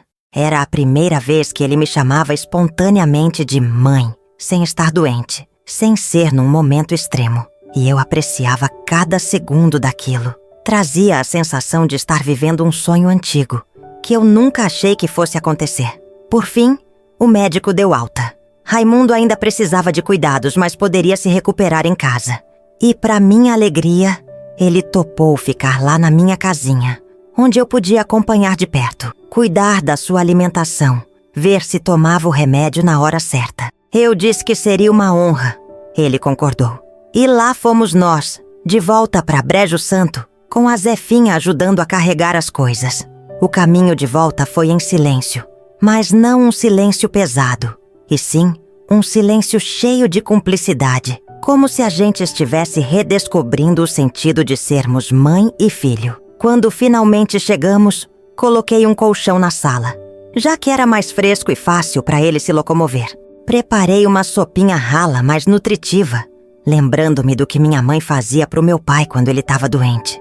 Raimundo comeu devagar, elogiou o tempero. Eu sentia uma felicidade estranha de quem está vivendo algo que deveria ter acontecido décadas atrás. Era como cuidar de um menininho, mas diante de mim estava um homem adulto, cheio de cicatrizes por dentro e por fora. Nos dias que se seguiram, fui vendo a melhora dele. A cada banho de sol no quintal, cada conversinha fiada com os vizinhos que vinham perguntar como ele estava. Ele estava meio tímido, mas aceitou a gentileza do povo, que começou a chamá-lo de Filho das Dores. A meninada que vinha pegar remédio caseiro se admirava. Ah, então a senhora tem um filho? É Dona das Dores? E eu, com o peito estufado de orgulho e olhos marejados, respondia: Tenho sim, meu filho Raimundo. Deus trouxe de volta. Foi nesse período que percebi que chegávamos ao ponto máximo de tudo. Ou seja, a ferida do passado ainda precisava de uma espécie de catarse final. Uma conversa derradeira sobre as mentiras do Juvenal, sobre a vida dura que Raimundo teve. Precisávamos tirar tudo do peito, com detalhes, mesmo que doesse. E de fato, num certo fim de tarde, ele sentou comigo no terreiro, cada um numa cadeira de balanço, e perguntou com olhos duros: O pai, ele te bateu? Muito. Travei. A lembrança das surras, dos gritos, da dor, tudo voltou com força. Mas por amor a Raimundo, eu não pude esconder. Contei com calma, sem entrar em exageros, mas o suficiente para ele entender que eu vivi anos de horror. Ele apertou os punhos, com raiva do pai morto, e lágrimas brotaram. Tinha vergonha do sangue que corria em suas veias, medo de se parecer com Juvenal. Então, segurei suas mãos e disse: Você não é ele. Você carrega minha dor, meu amor, meu sangue também.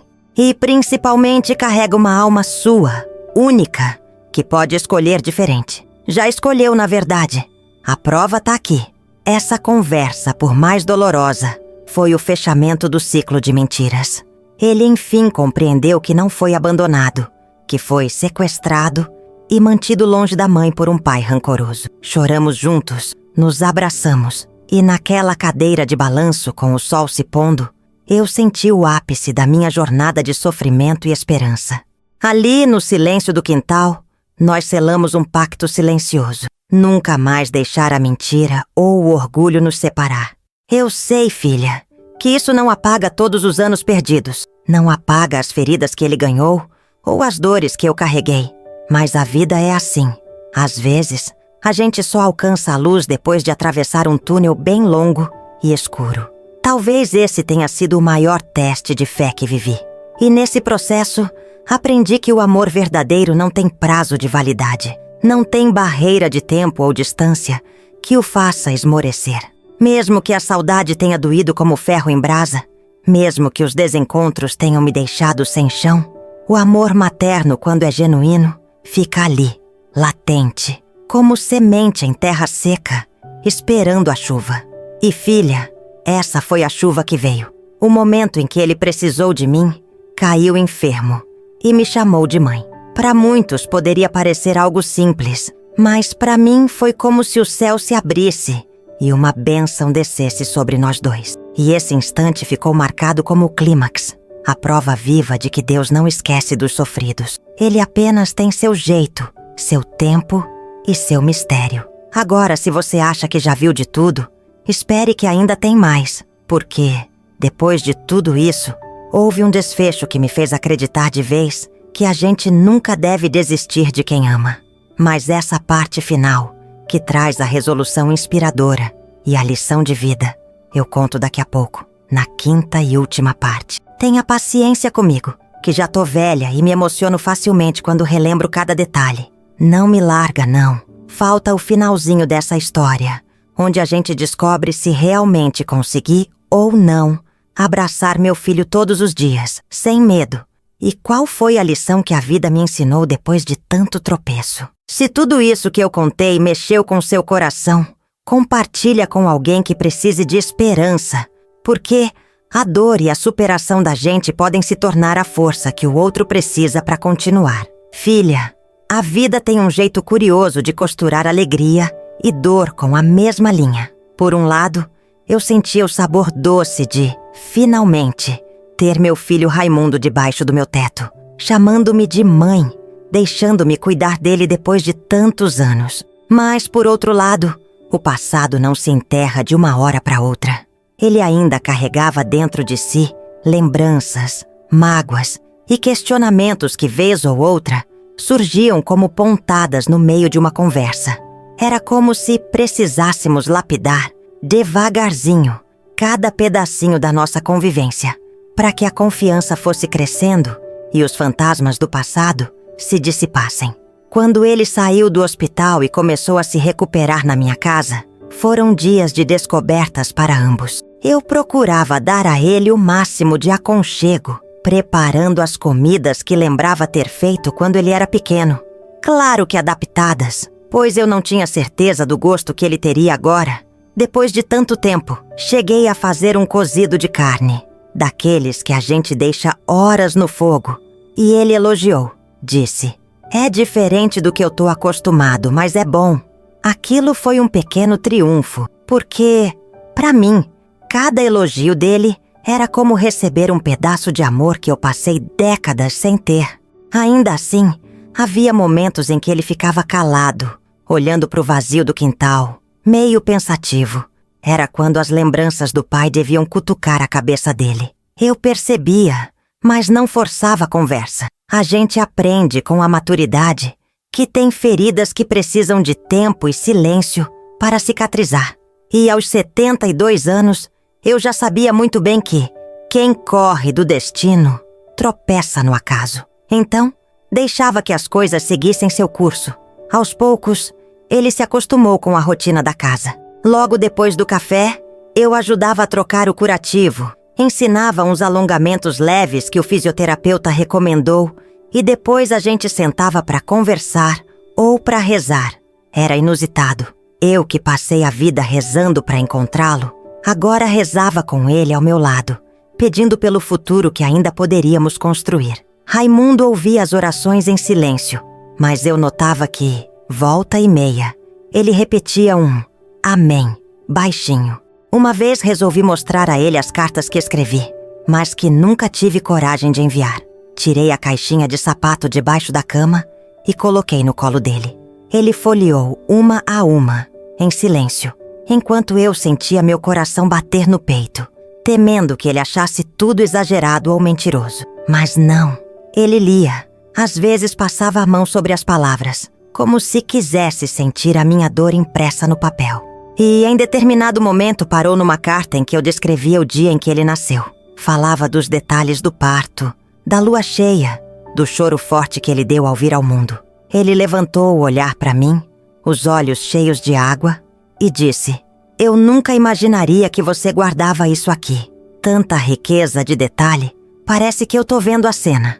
Respondi com a voz suave: "Filho, eu guardei cada lembrança, porque era tudo que eu tinha de você. Ninguém me tirou essas memórias.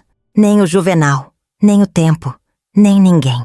Ele suspirou, guardou as cartas devagar e me abraçou. Foi um abraço sereno, mas cheio de verdade. Como se dissesse que acreditava em mim, que confiava no amor que eu sempre declarei ter. Enquanto os dias passavam, notei que a visita dos vizinhos se tornou frequente. O povo queria conhecer o filho das dores, aquele que tinha ressurgido depois de tanto tempo. A curiosidade do interior é danada, não é? Mas, ao mesmo tempo, havia um ar de solidariedade. Era como se todos torcessem por nós, esperando que essa reaproximação fosse um triunfo sobre as agruras da vida. Alguns vinham trazer frutas, bolachas, caldo de cana, e ele, meio envergonhado, tentava retribuir a gentileza, agradecendo com um sorriso contido. Eu via que, no fundo, ele estava se sentindo acolhido pela comunidade, algo que talvez ele não tivesse vivenciado ao lado do pai, que vivia cercado de brigas e intrigas. Uma tarde, estávamos no terreiro, aproveitando o vento fresco que às vezes corria por ali, e ele me perguntou: Mãe, depois que o pai te levou de mim, você chegou a constituir família de novo? A pergunta me pegou de surpresa, mas respondi com sinceridade: Não, filho, eu nunca quis ou consegui. Minha vida virou uma busca desesperada por você. E eu nunca superei a ideia de que você estava por aí, sem mim. Depois a idade foi chegando. As oportunidades de relacionamento foram sumindo. E eu também não tinha coração para outro. Então, fiquei sozinha, mas sempre rezando para te encontrar.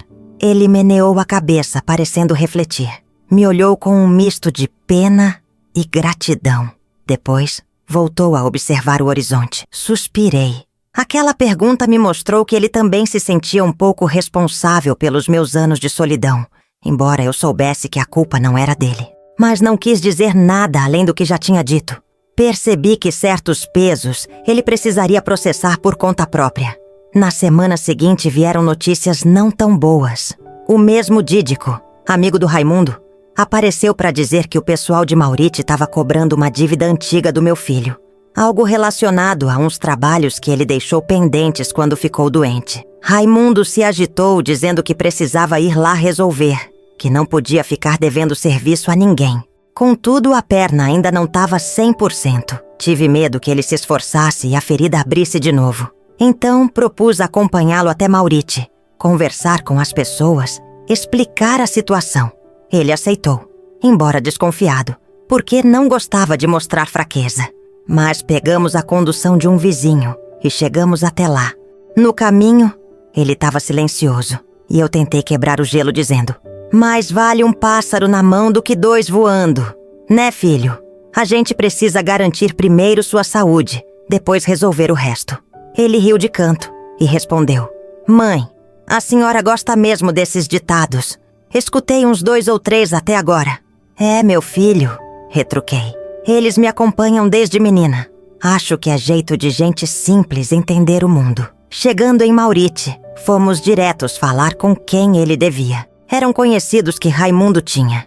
Gente que contava com o trabalho dele no roçado e ficou no prejuízo quando ele adoeceu.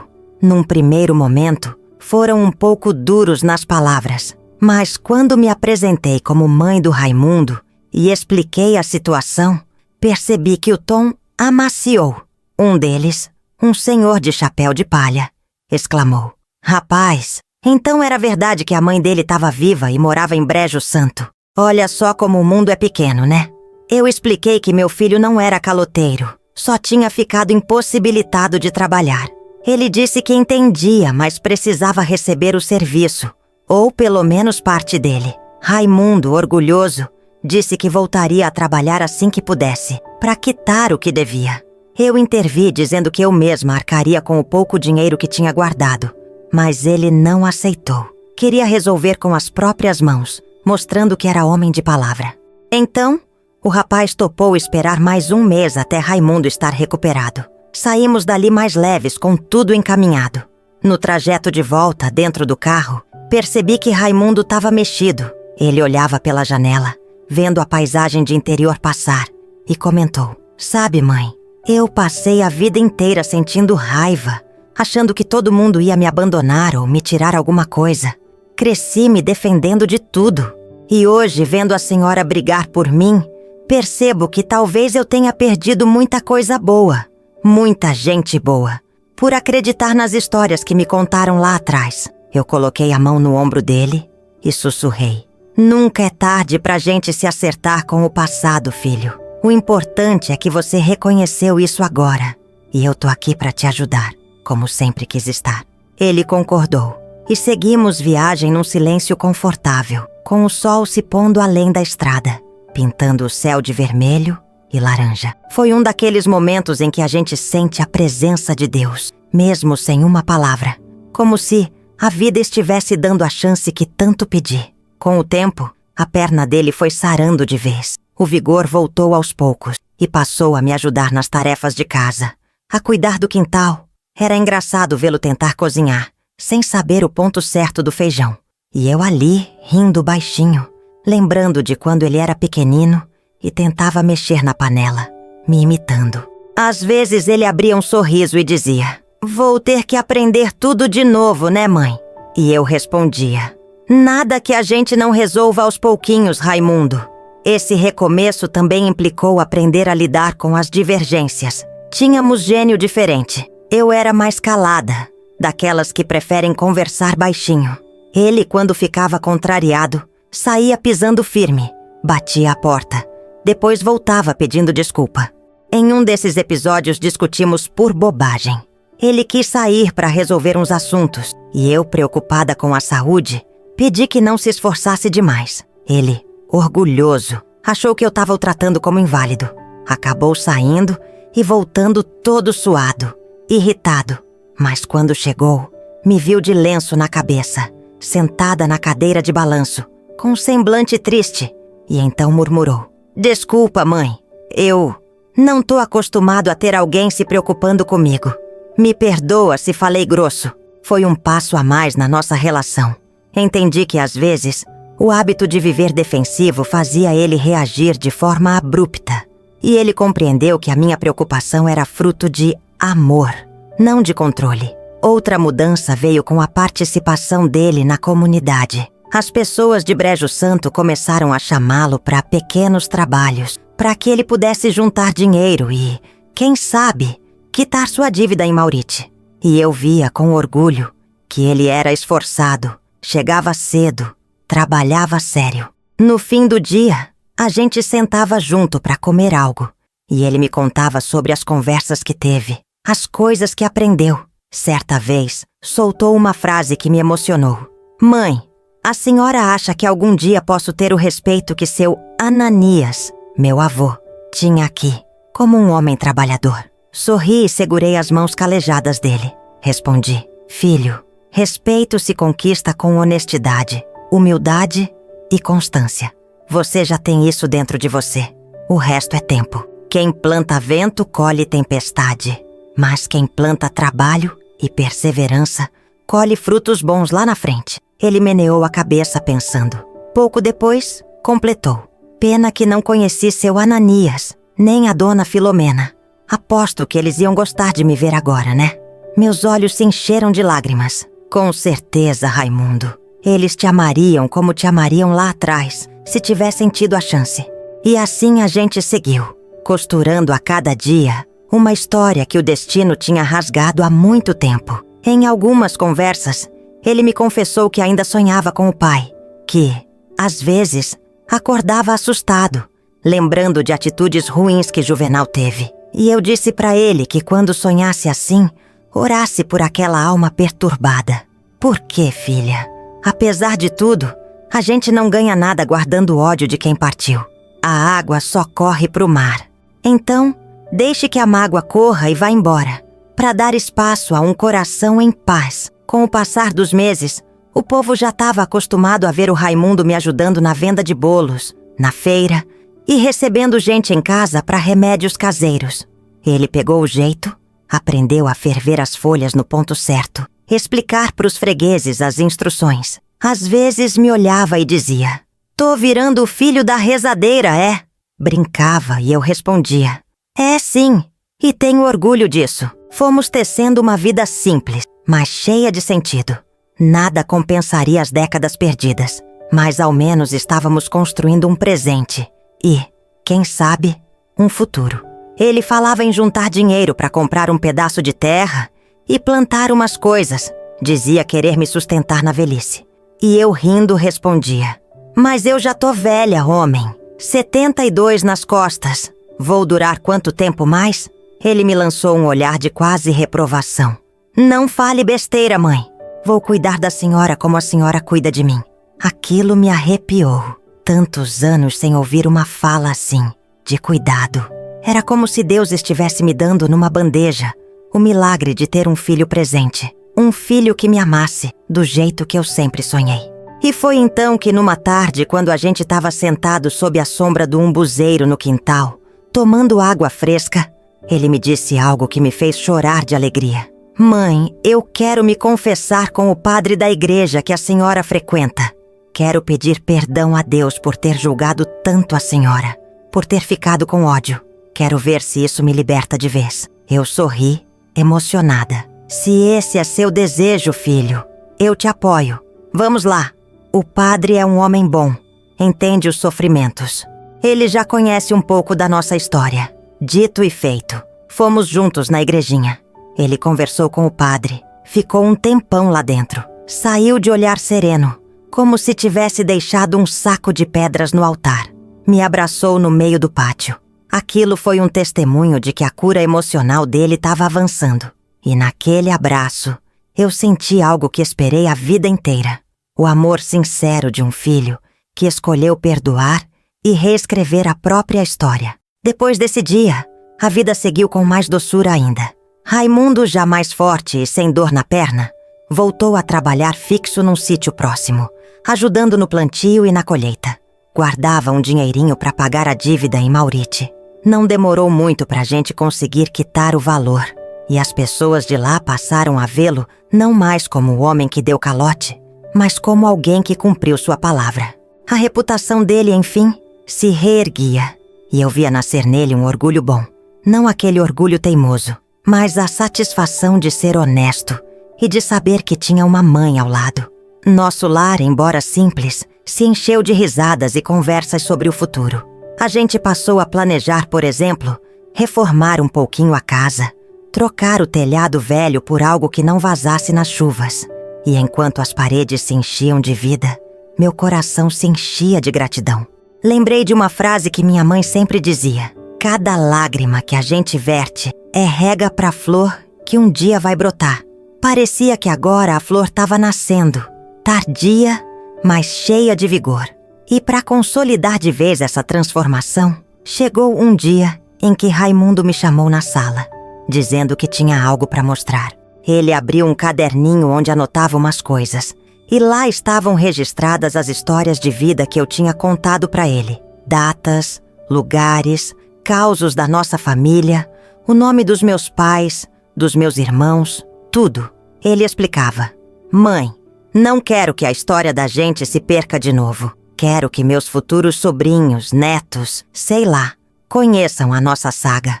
Que eles saibam quem foi Dona das Dores e tudo que ela passou para me reencontrar. Não aguentei, chorei de novo. Me emocionei, pois percebi que ele estava honrando nossas raízes, reparando a ruptura que o Juvenal tinha causado.